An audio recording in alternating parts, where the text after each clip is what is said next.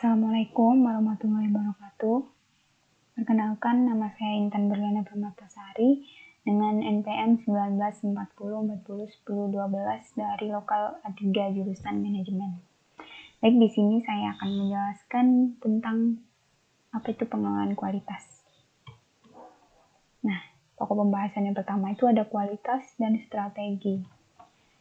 Kualitas dan strategi. Nah, kualitas itu adalah topik yang sangat bagus untuk meningkatkan operasional. Pengelolaan kualitas itu dapat membantu dalam membangun strategi yang berhasil dalam diferensiasi biaya rendah dan respons. Ada dua cara untuk meningkatkan profitabilitas. Yang pertama itu keuntungan penjualan via dengan cara meningkatkan respons, harga yang fleksibel, dan meningkatkan reputasi.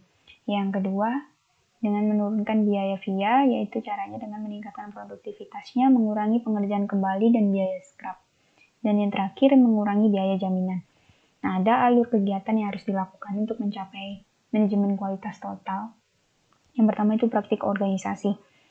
Praktik organisasi ini berkaitan dengan kepemimpinan, pernyataan misi, prosedur, pengoperasian yang efektif, dan dukungan staf pelatihan. Nah, hasil yang diperoleh itu apa yang penting dan apa yang dapat diselesaikan. Kemudian yang kedua ada prinsip kualitas.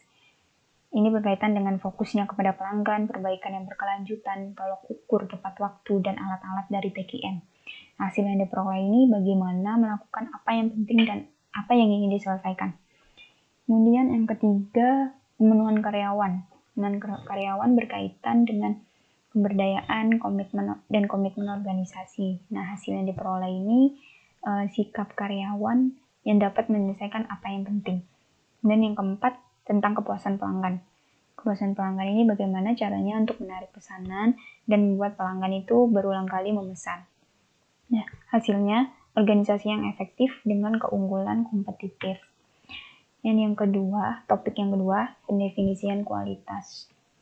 Pendefinisian kualitas ini, definisi kualitas itu keseluruhan fitur dan karakteristik sebuah produk atau jasa yang mengandalkan pada kemampuannya untuk memuaskan kebutuhan yang dijanjikan dan tersirat. Nah, ada poin pokoknya itu implikasi dari kualitas. Nah, 3 alasan mengapa kualitas itu sangat penting. Yang pertama ada reputasi perusahaan. Sebuah organisasi itu mengharapkan reputasinya sebagai kualitas menjadi baik atau jahat untuk mengikutinya. Maksudnya itu yang pasti perusahaan itu mengharapkan reputasinya itu baik ya. Jadi kalau kualitasnya itu baik, pasti reputasi perusahaannya baik. Nah, kalau kualitasnya buruk, pasti reputasi perusahaannya juga buruk. Nah, kemudian yang kedua itu ada kewajiban produk. Nah, pengadilan ini semakin menahan organisasi yang merancang, memproduksi, atau mendistribusikan barang dan jasa yang rusak. Pengadilan ini yang bertanggung jawab atas kerusakan atau cedera yang dihasilkan dari penggunaannya. Dan yang ketiga itu ada implikasi global. Pada era teknologi ini, kualitas itu menjadi perhatian internasional. Begitu pula OM. Nah, implikasi global atas kualitas itu sangat penting sampai Amerika Serikat telah menerbitkan penghargaan. Apa penghargaannya? Penghargaannya itu kualitas nasional Malcolm Baldrige. Itu nama penghargaannya. Nama tadi itu diberikan oleh mantan sekretaris perdagangan dari Malcolm Baldrige. Nah, perusahaan yang sudah menang dari penghargaan, yang mendapatkan penghargaan ini itu perusahaan Motorola, Xerox, FedEx, dan lain-lain. Kemudian ada standar kualitas internasional ISO 9000. Nah, ISO 9000 itu adalah standar kualitas dengan pengakuan internasional. Nah, sebuah perusahaan bisnis global itu, dia harus mendapatkan sertifikasi dan terdaftar dulu dalam daftar ISO untuk dia menjalankan bisnisnya. Kemudian ada biaya kualitas. Nah, 4 kategori utama dari biaya itu berkaitan dengan kualitas, yaitu yang pertama biaya pencegahan. Biaya yang terkait dengan pengurangan potensi barang atau jasa cacat. Yang kedua itu biaya penilaian. Biaya yang terkait dengan evaluasi barang, proses, bagian, dan jasa. Kemudian biaya kegagalan internal itu biaya yang diakibatkan dari produk barang atau jasa yang cacat sebelum dikirim ke pelanggan. Jadi kalau internal itu sebelum dikirim ke pelanggan, kalau yang biaya kegagalan eksternal itu biaya yang terjadi setelah pengiriman barang atau jasa yang cacat. Jadi perbedaannya itu ya, kalau internal sebelum dikirim ke pelanggan, kalau yang eksternal setelah dia dikirim ke pelanggan. Kemudian ada pengelolaan kualitas dan etika. Bagi manajer operasional itu, pengerjaan yang paling penting itu memberikan kesehatan, keamanan, dan barang atau jasa yang berkualitas kepada customer-nya. Nah, pengembangan produk dan kualitas yang buruk itu disebabkan rancangan dan proses produksi yang tidak memadai, yang mengakibatkan tidak hanya biaya produksi yang lebih tinggi, tetapi juga menyebabkan cedera. Bisa juga terjadi perkara hukum dan meningkatkan regulasi pemerintah.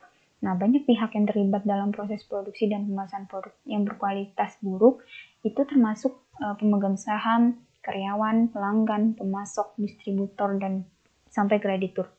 Sebagai masalah etika ini, manajemen itu harus menanyakan jika salah satu pihak itu sedang bermasalah. Nah, jadi setiap perusahaan itu butuh untuk mengembangkan nilai inti yang menjadi petunjuk sehari-hari bagi semuanya, mulai dari CEO sampai ke karyawan lini produk. Kemudian ada manajemen kualitas total. Manajemen kualitas total itu mengacu pada penekanan kualitas yang meliputi organisasi secara keseluruhan, mulai dari pemasok sampai ke pelanggan. Nah, PKM ini menekankan pada komitmen oleh manajemen untuk memiliki terus-menerus menuju keunggulan dalam segala aspek barang dan jasa yang penting bagi pelanggan. Nah, ahli kualitas We at Work Deming itu menggunakan 14 poin untuk mengindikasi bagaimana dia mengimplementasikan PKM yang efektif. Nah, yang pertama ada perbaikan berkesinambungan, Six Sigma, pemberdayaan karyawan, tolok ukur tepat waktu, konsep Taguchi, dan pemahaman alat PKM.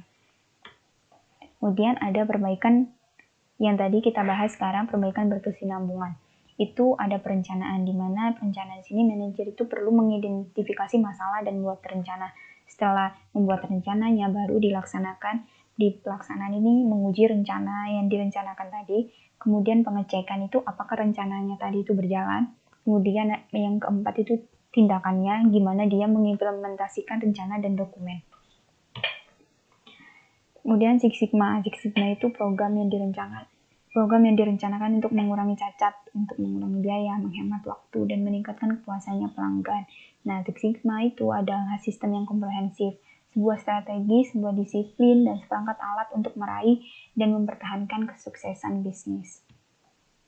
Pemberdayaan karyawan. Pemberdayaan karyawan itu berarti melibatkan karyawan di setiap langkah dari proses produksi. Nah, cara untuk membangun pemberdayaan karyawan itu ada 5. Yang pertama, membangun jaringan sportif, mengembangkan pengawas yang terbuka dan sportif. Yang ketiga, memindahkan atau tanggung jawab dari kedua manajer dan staf kepada karyawan produksi.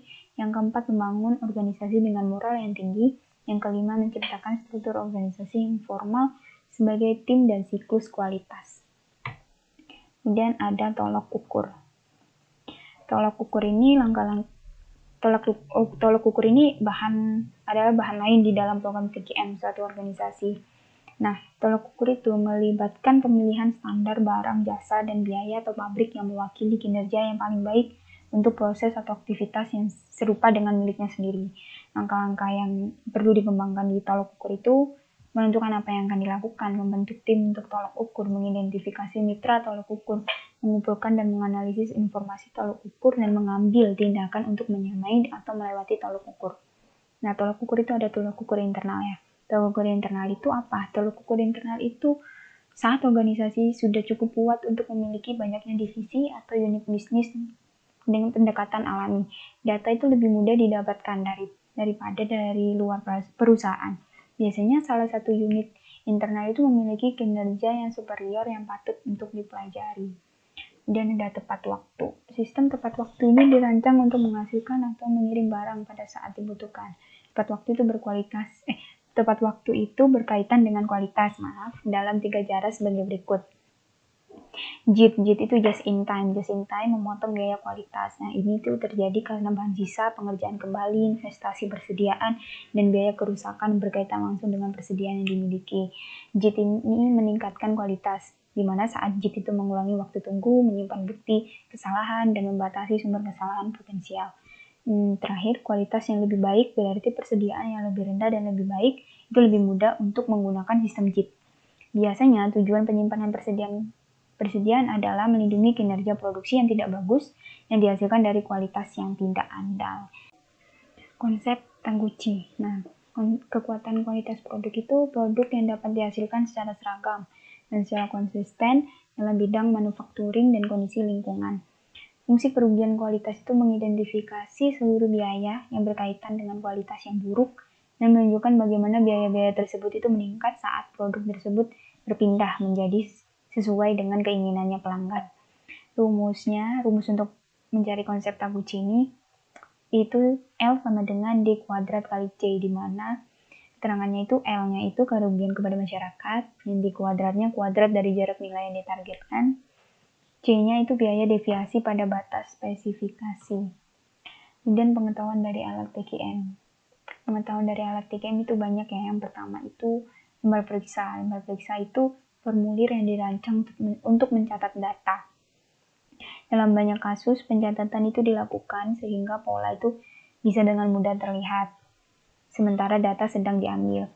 Nah, kemudian ada diagram pencar yang menunjukkan hubungan antara dua pengukuran. Nah, contohnya, sebagai sebuah contohnya itu adalah hubungan positif antara panjang telepon servis dan jumlah perjalanan seseorang yang memperbaiki kembali ke truk untuk mengambil peralatannya. Kemudian diagram penyebab dan efek dikenal juga dengan diagram Ishikawa, atau nama lainnya itu juga dikenal dengan diagram fishbone. Nah, manajer operasi ini memulai dengan 4 kategori. Yang pertama material, mesin atau peralatan, tenaga kerja, dan metode. Kemudian ada grafik Pareto. Metode ini mengorganisasikan kesalahan atau cacat untuk membantu fokus untuk usaha penyelesaian masalah. Analisis Pareto sendiri ini mengindikasikan masalah di mana yang memberikan hasil yang terbesar. Kemudian ada diagram alur yang secara grafik menyajikan sebuah proses atau sistem dengan menggunakan kotak bernotasi dan garis yang berhubungan. Kemudian yang terakhir, histogram. Histogram itu menunjukkan tentang nilai dari pengukuran dan frekuensi di mana setiap nilai itu terjadi. Nah, kemudian pembahasan selanjutnya ada pengendalian proses statistik. Pengendalian proses statistik itu tugasnya monitor standar, melakukan pengukuran, dan mengambil tindakan perbaikan saat barang atau jasa itu sedang dihasilkan. Grafik pengendalian itu adalah presentasi grafis dari proses data dari waktu ke waktu yang menunjukkan batas kendali atas dan bawah untuk proses yang ingin kita kendalikan. Kemudian, bahasan selanjutnya, proses dari inspeksi. Tugas manajer operasional di sini adalah untuk membangun sebuah sistem dan untuk memverifikasi, kadang melalui inspeksi, bahwa mereka itu melakukan sesuai standar. Nah, inspeksi ini dapat berupa pengukuran, pengecapan, penyentuhan, penimbangan, dan percobaan produk. Tujuannya untuk mendeteksi proses buruk secepatnya. Jadi proses dari inspeksi ini tujuannya itu sebenarnya untuk mendeteksi proses yang buruk secepatnya. Kemudian inspeksi harus dipikirkan sebagai kendaraan untuk memperbaiki sistemnya. Manajer operasional itu sangat perlu untuk memahami poin-poin penting. Yang pertama, kapan saat akan inspeksi dan di mana akan inspeksi. Nah, kapan dan di mana untuk inspeksi? Yang pertama, saat berada di pabrik pemasok, sementara pemasoknya sedang melakukan proses di produksi.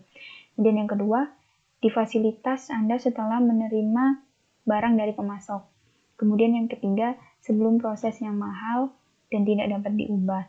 Kemudian yang keempat, saat tahap demi tahap proses produksi. Yang kelima, saat produksi atau jasa itu telah selesai. Yang keenam, sebelum pengiriman ke pelanggan. Dan yang terakhir, pada saat berinteraksi dengan customer. Kemudian, ada inspeksi sumber. Nah, betulnya inspeksi yang terbaik itu dikatakan sebagai tidak ada inspeksi sama sekali. Jadi hal ini tuh mungkin disebut dengan inspeksi sumber. Inspeksi sumber itu tidak ada inspeksi sama sekali. Atau pengendalian sumber dan konsisten dengan konsep pemberdayaan karyawan, di mana masing-masing karyawan itu memeriksa sendiri kerjaan mereka. Idenya itu adalah masing-masing pemasok, proses, dan karyawan memperlakukan langkah selanjutnya sebagai pelanggan, memastikan produk yang sempurna kepada pelanggan berikutnya. Kemudian proses dari inspeksi itu ada inspeksi industri jasa, mana manajemen operasional itu harus menentukan di mana inspeksi ini dibenarkan dan menilai 7 alat TKM tadi yang berguna untuk membuat keputusan. Inspeksi terhadap atribut versus variabel. Inspeksi atribut itu mengklasifikasikan sesuatu menjadi bagian bagus atau cacat. Dan dia itu tidak mengatasi tingkat kegagalan. Contohnya, bola lampu itu meledak atau tidak. Inspeksi variabel mengukur dimensi tersebut sebagai bobot, kecepatan, atau kekuatan untuk melihat jika sesuatu berada pada rentang yang dapat diterima. Dan untuk mengetahui apakah atribut atau variabel itu diinspeksi bisa membantu kita memutuskan di mana pendekatan pengendalian kualitas statistik harus diambil. Nah, terakhir, TQM dalam jasa itu ada 4. Yang pertama, komponen tak berwujud dari beberapa jasa itu sangat penting. Yang kedua, aspek lain dari jasa dan kualitas jasa itu adalah proses. Yang ketiga, manajer operasi seharusnya itu menyadari bahwa ekspektasi pelanggan itu standar terhadap jasa apa yang dinilai.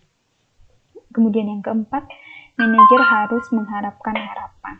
Nah, merancang produk, mengelola proses jasa, menyamai ekspektasi pelanggan ke produk, dan menyiapkan untuk pengecualian itu adalah kunci kesuksesan dari kualitas jasa. Baiklah, sekian yang dapat saya sampaikan dalam video kali ini. Kurang lebihnya saya mohon maaf. Sekian, terima kasih. Wassalamualaikum warahmatullahi wabarakatuh.